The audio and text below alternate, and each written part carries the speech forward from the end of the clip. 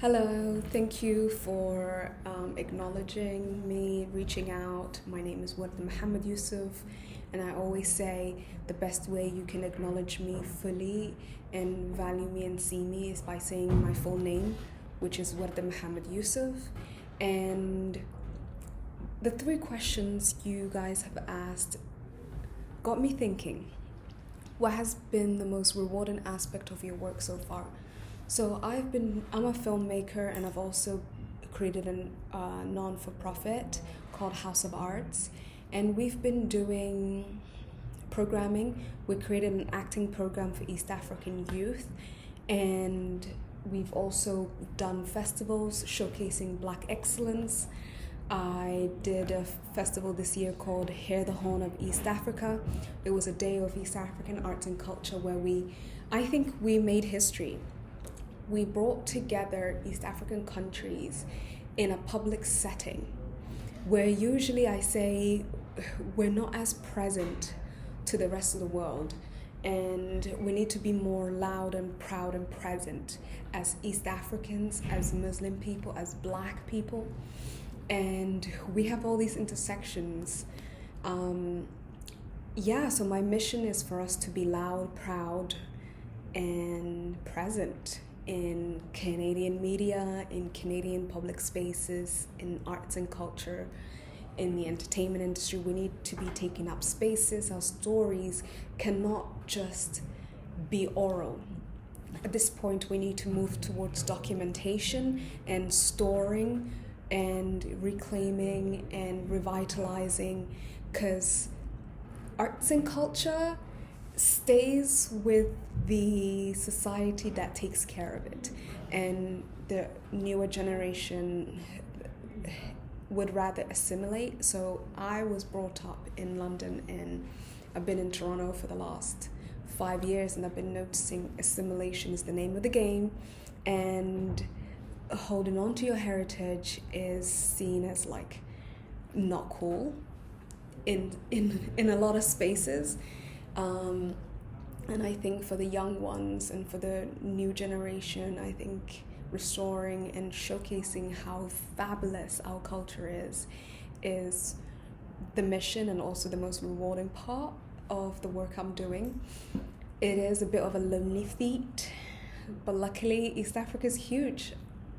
If Somalis don't show up, I'm hoping other parts show up, and then Somalis don't need to be deeply shy. We are the invisible but yet visible majority, and that's the mission. Even if it means having to get people out of their wedding halls and their homes and actually saying to them, come and see yourself on stage, and look how fabulous your culture is, look how amazing your history is, let me tell it to you, and go and research. Right now I'm doing a documentary where I'm researching the history before colonization, Somalia's history before the Arabs, before we were told Black is not beautiful and we need to be lighter. But that's another fulfilling work that I'm working on. I think my mission in this life is to just show us as proud, loud, and present. And I've talked about the challenges. It is a bit of a lonely road, and to Canadians, you're not. You are Black first, then refugee second, and then third you're something else. So you're all these things to them, and then to the other parts of the world, we're not Black enough, we're not we're not African enough. And then the other side is a lot of us are losing touch, because when you're being told who you are by so many different people, even by saying my name is Warda, no, there's no war in Warda. So there's a lot of work that needs to be done on how we perceive people, how we welcome people. And we're in an industry, the media arts industry, they lump us in one category, which is black and BIPOC. You're not just human. And it's, yeah, that's some of the challenging stuff that I find. Hurdles, obstacles, unnecessary hurdles and obstacles.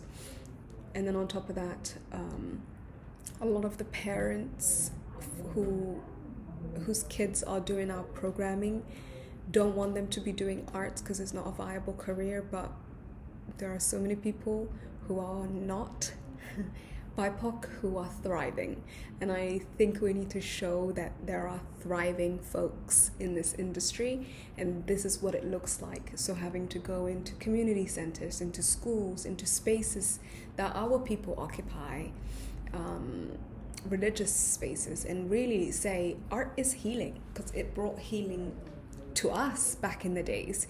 There will be war, and then you're on the camels and moving your life from one place to another, and you're keeping yourself happy and floating, and you sing a song, you drum, you dance, you weave, you tell stories. These are all arts.